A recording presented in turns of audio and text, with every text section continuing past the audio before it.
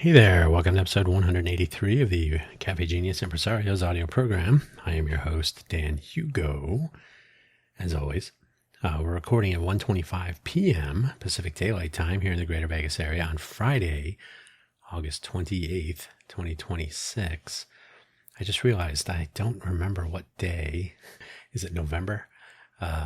When we will not be at Pacific Daylight Time. I need to be prepared. I know I'm going to make the mistake anyway, but it is only August. Welcome to the Caffe Genius Impressarios audio program. If you're not familiar with what it is, I'm going to only mention what Caffe Genius is, like the origin story and the basic idea, every few episodes. So I did that, I believe, in episode 180. So if you're really curious, you should go listen to episode 180 anyway. The impresarios, spelled with two S's, which is correct but not as common. Those are the people making it happen in our entrepreneurial innovator ecosystem. I count myself as one of them. Ideally, we would have guests every once in a while. We may again. Production by a street. You probably heard that. There's a street very near outside the window, so I'm not outside on the sidewalk yet. So people making it happen, people who are entrepreneurial, innovative, or both. And we did have guests in the earlier episodes of this program, but it was easier to continue producing shows each week without having to try to book people. So we'll probably do a separate, probably video version if we're going to do guests with any sort of conversational interest built into it. So on that note, every 10 episodes I'll give the backstory, or maybe I should just publish the backstory and then refer to it. I don't know. It's somewhere in the middle. Today's title and topic: Vegas Ontologies. Oh, I should point out we're not a company or anything. It's Caffe Genius, more of a project or an initiative, probably an initiative. And Genius Roundtable, Pitch Workout Room, Downtown Project Retrospective, Rolling Introspective, a couple things kind of on various burners.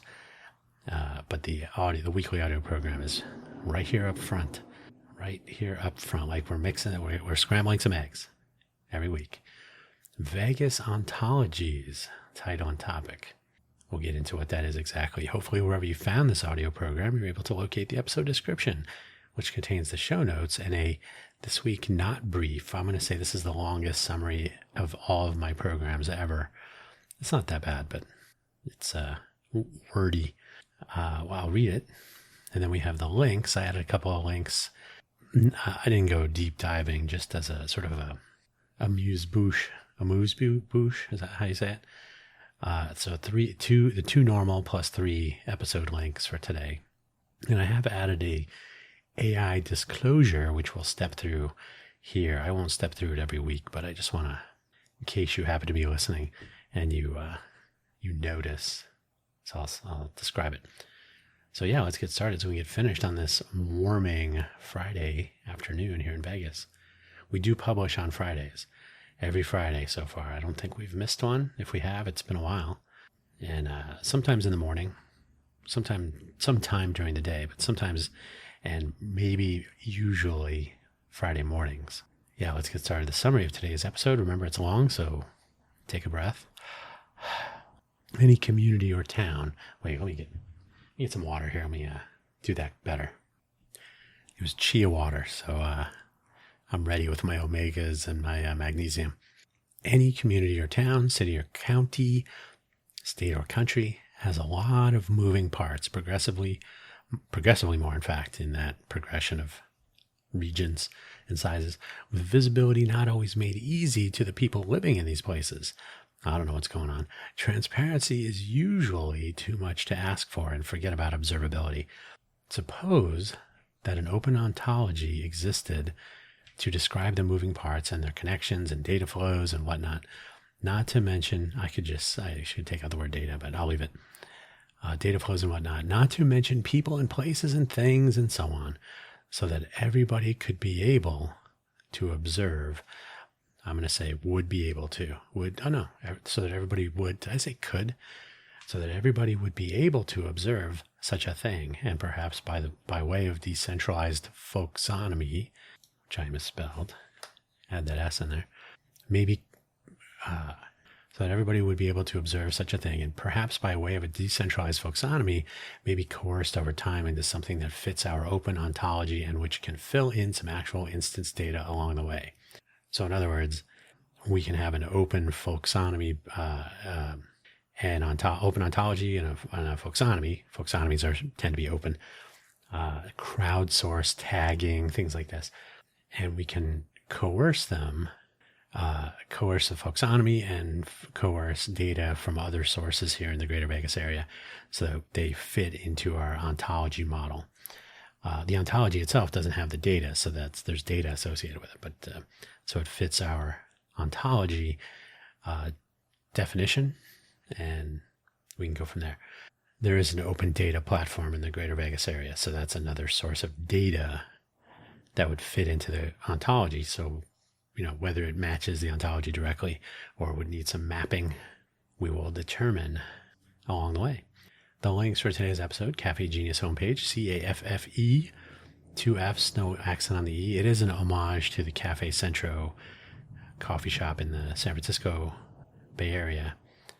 It was in San Francisco, no longer post-pandemic, where startups start. So totally appropriate. CAFFE. GENIUS, no space, .org. I need to add more stuff to that. I just have so much to do. Really, my new hobby is procrastination. I'll tell you about it later. The host profile page, linking everything. If we ever have guests, there would be a guest link or two, at least, hopefully. buymeacoffee.com/Dan Hugo. It has been around since March of 2021. So 5.5 years. You don't have to spend any money there. It is a free-form profile that you can find links to all of my various audio programs, including this one, some project links, some affiliate links, which don't increase cost, but would kick a few pennies into the coffee fund. They're the things that I actually use there. So coffee beans that I actually brew, and those are from Amazon, I think, and some other things. So yeah, there are things that I actually use. Why not, right? I'll be honest. I don't think any money has flowed through this in 2 years. So it's all good. Don't forget that the Buy Me an Update audio program is published on Monday mornings. Wait, I didn't get to that. Okay. Sorry. Getting ahead of myself. Monday mornings, the Buy Me an Update audio program is published first at the posts page, buymeacoffee.com/danhugo/posts. 2 hours later, it is published in all the other usual places. It was never an affiliation or partnership or any such thing with Buy Me a Coffee, but I figured, I've had this for a while. I should try, maybe I'll put something brief there and see. So nobody goes to Buy Me a Coffee to listen to a podcast, but with the momentum that there is now, the people do listen to it from the other places where podcasts are found. So probably the better way to go. But you can find that there. No money. You don't have to spend any money. You can if you want. Always appreciate it. All funds would go towards purchasing more coffee. And no, I have not even made my coffee for this morning. I like to keep it dairy-free for the best possible voice for my recording. 3 links for today: ontology, taxonomy, and folksonomy. They're all Wikipedia links, just to whet the appetite so you have some idea what I'm talking about. I mentioned folksonomy. Ontologies in the title. Taxonomy is a formal, hierarchical, kind of, not hierarchical, well, it's a formal structure describing things. I'll just leave it there. You can go. We're not going to really talk about that today. The folksonomy is, which I totally, why did I don't know how to type this. I missed the S again. Folksonomy. Okay, fixed. My spell checker is broken for Obsidian version 1.13.7. So I'll spell check it before I post it. But anyway, it's annoying. So ontology, though, that's the interesting thing. We'll get into what it is and all that, but I wanted to provide these. I throw around some other terms. This is the beginning of this effort. And it's in conjunction with the Innovate for Vegas Foundation, of which I am the managing director. So the overlap, but we're still, well, two separate things. Innovate for Vegas Foundation is a 501c3. Caffe Genius is more of a club, if that, right? So it's more of a label on an initiative, on some efforts. It might be something more someday. Who knows? We'll see. But for the moment, yeah. So check out ontology, taxonomy, folksonomy for the beginning of some terminology. These will make a return. Oh, so an ontology, I didn't write this, but it's essentially a blueprint. That's what I was saying. There's no data in the ontology. If you've ever had a house built, yeah, I'm talking to you. No, if you've ever, if you're going to build a house or a building, just in general, build a structure, you have the drawings, the architectural drawings that are the definition of what you're building. Like this is where each wall goes. This is how the floors are connected with the stairwell, all that stuff. And then if a house is a little bit easier, if you build 3 homes or 5 homes or 10 homes or whatever, tracked with the same blueprints, the same architectural design, then those are instances of the blueprint. So, and then each one will have its own variation of data, right? Which colors and textures and facades, and so all kinds of selection made. So they can be they will vary in their instance, but they will follow the design in the blueprint. So that's generally how you can view an ontology. It's a way to know how things are connected and what the structure of it kind of connects the real world to the data and so on. And that's where it fits into the Smart Social program initiative, Smart Social initiative at the foundation, which I will refer to later. Smart Social being the connection of data and people, and people and people, and data, and so on and so on. So there you go. So yeah, we're just going to start with those terms. There, I'm going to throw around some more, like I said, and then we'll see what happens in future episodes. So those are the links. The AI disclosure, as I said, I'll just go through this real quickly here. I'm not going to do this every week. YouTube has been really upping the voltage on labeling AI content, which on the one hand is good. On the other hand, since my content is submitted to, my podcast content so far is submitted to YouTube when they pull the audio and the cover art from the, by way of the RSS feed. So I don't actually upload my podcast audio nor cover art. So it does it automatically. Well, that removes the option to mark things like a disclosure, right? Like this content has AI generated whatever, or this podcast has, and so I don't have the option to change anything or to make any comment or whatever. So they mark several episodes now as AI, but they don't tell you what I now have included explicitly in the disclosure. So unless otherwise specified, all writing and speaking contained in this episode of Caffe Genius Impressarios is 100% human, and that is true. So I write all the episodes myself. I don't use AI. I sometimes don't use spell checking, but yeah, spell checking is about the limit of it. I'm trying to think. I think I don't link to like AI generated stuff either. If I can help it, I usually will link to, let's assume Wikipedia has been fighting the good fight and staying human. But yeah, I try to keep the information parts human. Now the cover art, a single frame image may be constructed with, may be constructed with a combination of generative AI, clip art, real photographs.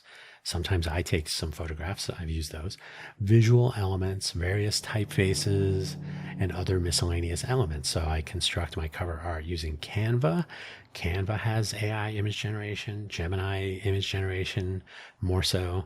And then there's some clip art, especially microphones and demitas and other things, elements that I include based on which episode it is, of which show, and all that. So the cover art is not the goal. It is flourish. It is Chrome. The interesting part, I hope, is the thing I'm doing right now. A single cover art image may be converted to video, to which the same disclosures apply. So yeah, the videos that appear on YouTube, same deal, 100% human, written and spoken. A cover art, probably AI generated. So YouTube does not differentiate. They just slap an AI tag, and that's annoying. but I post to YouTube mostly, I would say mostly for the automated transcription, which is free. But now, in modernity, transcribing audio to text is becoming easier and cheaper. So the YouTube scenario may change. We'll see. So let's get started. 1,550 words. And so that makes the actual body of the show probably more like 1,400 words. So that's going to be like 45 minutes. We'll see. Let's get started. So we are in the early days. This is the beginning of this topic, but it does align with the notion that has come up over a few episodes now, more than a few. During our first roundtables cohort, it came up, and in other related contexts, it comes up about understanding what makes up our ecosystem, the one that we talk about all the time, the entrepreneurial innovation ecosystem. But it is a part of a larger business ecosystem. Not necessarily, the economy and the ecosystem are related, obviously, but they're different. How it works and how we know whether it could work better. We need to define what works means, but that's another discussion for another episode.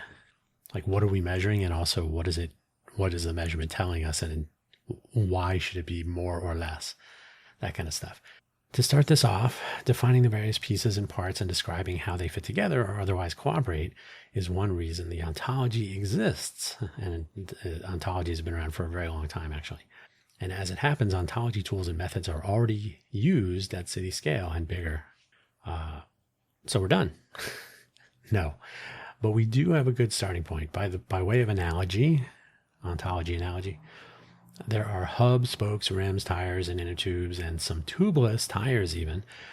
We need not reinvent the wheel. What we could do is build some things and make use of existing things and integrate these various things into a system that will connect the org chart or mapping of the various pieces and parts, the actual pieces and parts, and the people of, say, Greater Vegas, so that there is some visibility and even some transparency, perhaps some visibility, but really more those there. Really before those. Okay, now I see what I was doing here. Before the things I just described, there is some notion that the pieces and parts are what they are. I wrote what, I don't know what I said. How they fit together and where to look for gaps and problems, among other things. So once you know how the system is assembled, think of it as like an IKEA exploded couch or a chair.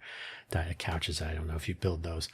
A chair diagram, right? The screws and the little Allen wrench thing and the pieces and the 1, 2, 3, they all come together and this and that. So when you see that, that's not exactly an ontology, but if you had that sort of view of how the various systems were connected, you can do a lot with that. Anecdotally, very useful. So that is a Genius Roundtable cohort or some other Caffe Genius people, hopefully a cohort of the next Genius Roundtable, are not working on this foundational part.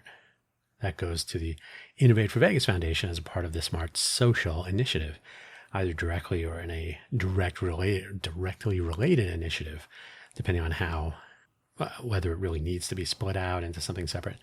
But it fits into the Smart Social notion, which is about people and data.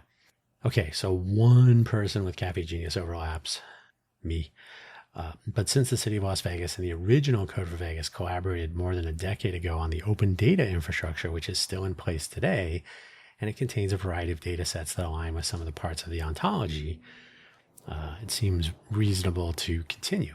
It is possible, even likely, that there is an internal ontology, like a formalized ontology, either homegrown or based on existing ideas like Microsoft's digital twin definition language, which is it's very general. You can actually use it for digital twins of things. I'll say anything in quotes. I don't know that it's still in active development or if they've moved to another version or a bigger thing or the fabric or whatever they're doing. Or how about Smart City Ontology Framework, SMOF, S-M-O-F, for some reason. Where's the M? I'm assuming it's smart, SM, and then ontology framework, but I don't know. Smart SMOF, which brings together ideas like building information modeling, BIM, geographic information systems, GIS, and Internet of Things, IoT, for examples, and then the associated relational asset data sets. So those are the ontology is the blueprint, and the relational data sets would be the homes and the different items that are, selections, paints, textures, facades in the home. So the data sets are the fit the ontology, fit the notion of how things fit together or connect together, even if they're not related by foreign keys in your relational database. But anyway, and so on. There's more stuff, but in other words, this is not new, but it is not necessarily open to everyone to join in on, as is right now, other than the open data sets available for public consumption. Adding data and expanding the ontological landscape, not so open to public contributions as far as I'm aware. So we can change that by not necessarily forking and going off on our own, but having an effort that is compatible, and then we can talk about how we can merge data and whatnot. I had that conversation with the GIS Anthony Willis at the City of Las Vegas in an early episode of the Let's Innovate for Vegas audio program. So we'll see what comes of cooperation. It hasn't been great so far. That's another topic. So we need to start with why. A shout out to Simon Sinek, as always. If internal ontologies already exist for internal use by the powers that be here in Greater Vegas, why should we be thinking about this? Well, reason one, if this is a global innovation hub, as some say it is or could be someday, thinking outside the box begins with more people making use of modernity to understand and improve our ecosystem and the hub nature and everything else. Since this goes along with the open data effort started back then, as I just referred, this is a continuation. I don't know how I was going to pronounce that. Continuation of an already started effort by the foundation, the Innovate for Vegas Foundation. Back then it was Code for Vegas, but yeah, so we're picking up where we left off, so to speak. For the purpose of understanding and elevating our entrepreneurial innovation ecosystem, the second reason is to begin and focus there. So the city may have their stuff and we can have our stuff based on the things that we are most interested in, which is the theme of the entire audio program. And because we are not building the foundational part, the actual ontology, tool selection and managing the definitions and all that, the namespaces and the vocabularies, all the terminology that's still kind of new to me, so forgive me. The Innovate for Vegas Foundation has an initiative for that, and so that will be the sort of core reusable parts, and we'll see how we can put that to use. Especially if we do have some roundtable meetups somewhere in there. Moving forward, there would be many. So build a better understanding of our moving parts and assume that this is not where the existing efforts are focused. So the city, and especially more recently, there's a move towards economic diversification focused much more on established industries that would maybe align with what's available here in the Greater Vegas area. If only there was an ontology that illustrated the availability of resources and how they're connected. And anyway, that's why these things are, or could be.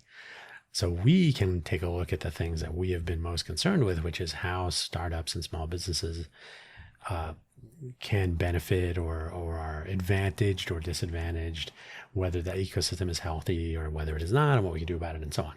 So we can build up the parts that we're already thinking about, and as the second Genius Roundtable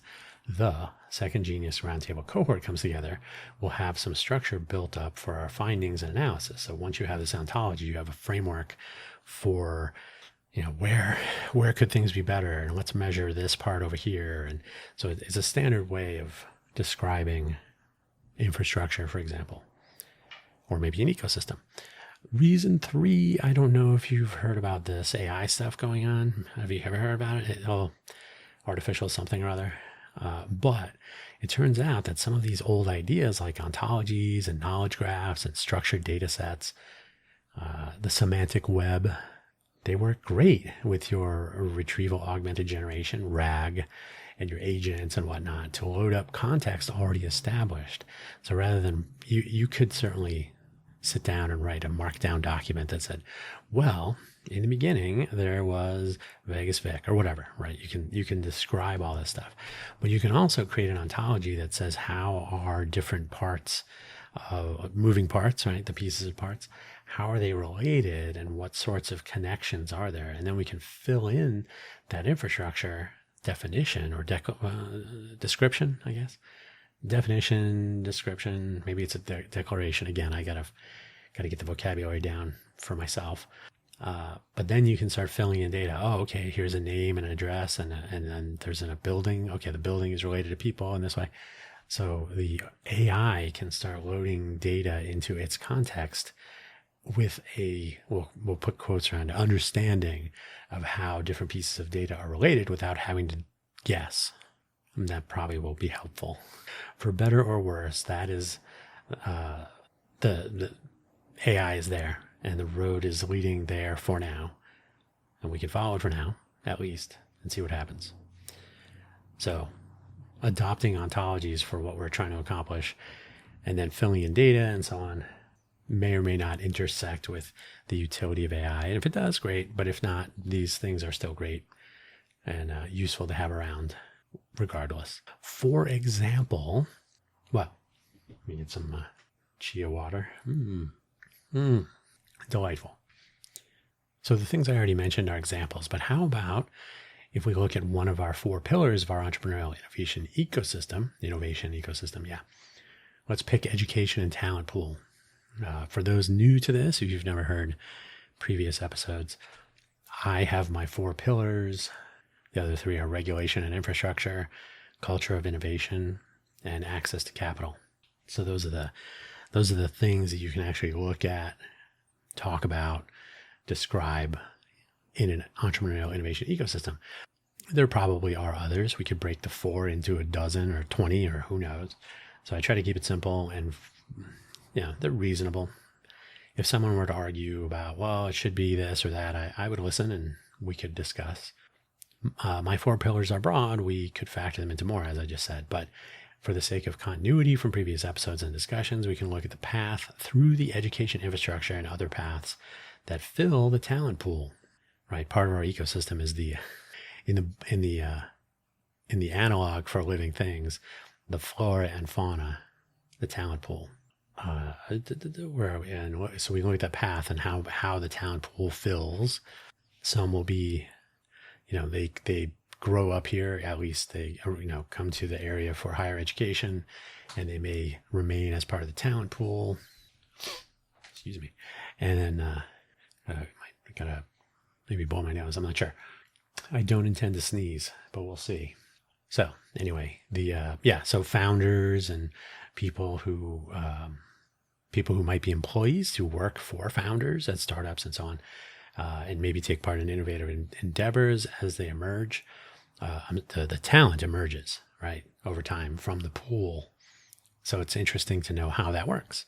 We can go all the way up to the state school board and oversight, to public K through 12 in the Clark County School District, private schools, the magnet high schools, and whatever else I've missed. There are many moving parts.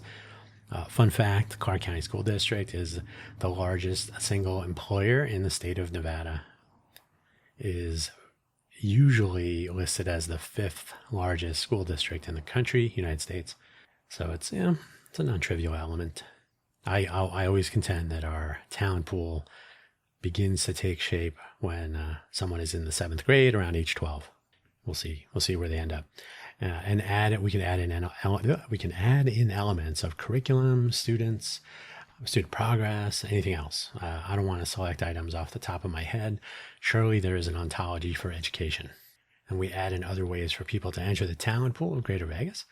People who visit here and then don't leave. People who are relocated here as a result of a company relocation. They move here specifically for a job.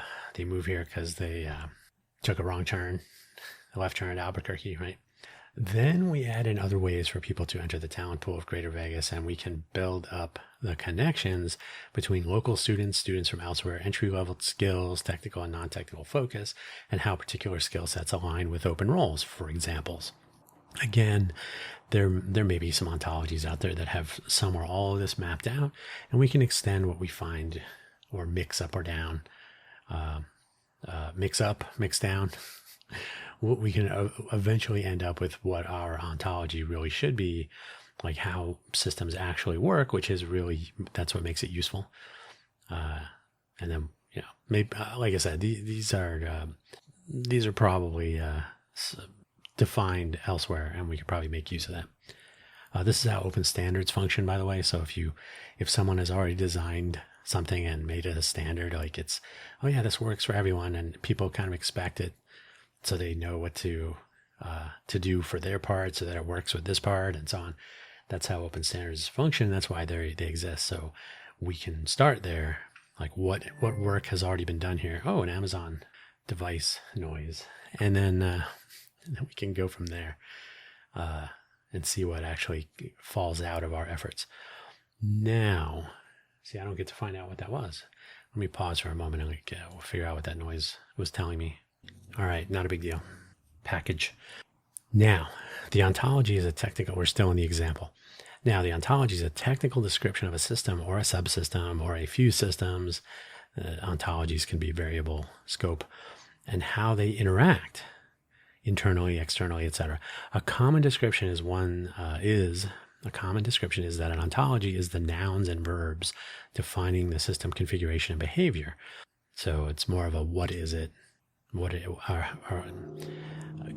leave it there. Read the Wikipedia page for some other suggestions on how to view it. Again, I have some things to learn about actual implementation. There's a whole vocabulary associated with vocabularies from where we can build data sets. From there, we can build data sets of schools and their inner workings and resources and student population statistics and demographics and interests of the talent pool, et cetera, et cetera, et cetera. Traditional labor force data like under and unemployment, and so on. So wait, do we need an ontology to do this? Can we just use a spreadsheet or a simple database? The ontology serves a few purposes. One is a general description of the system for which the data is being captured and analyzed. And it is a formal description that can be used to automate the analysis. There are other reasons as well, most technical. Start with the reading about ontologies. But it's rarely a bad idea for a large project to have a plan and to have a way to generally understand the interconnectedness of all things. You know what that's from, right? Regarding how models and data sets are managed into the future. Ontologies are only emerging in more areas and in more useful ways. They're not going away. They're not, nobody uses those anymore. No, they do. Look for ontologies and you'll start to see a lot of Palantir links. Something to think about. The question is why not to build ontologies for a variety of uses. So yeah, that's the thinking. If you're going to be in the big leagues, you got to be thinking like a big leaguer. So Excelsior, onward and upward. This is the final section. So that is a thing that will rest on top of the Smart Social Initiative from the Innovate for Vegas Foundation, hopefully reaching a usable state before the Smarter Smart City Challenge commences in January of 2027.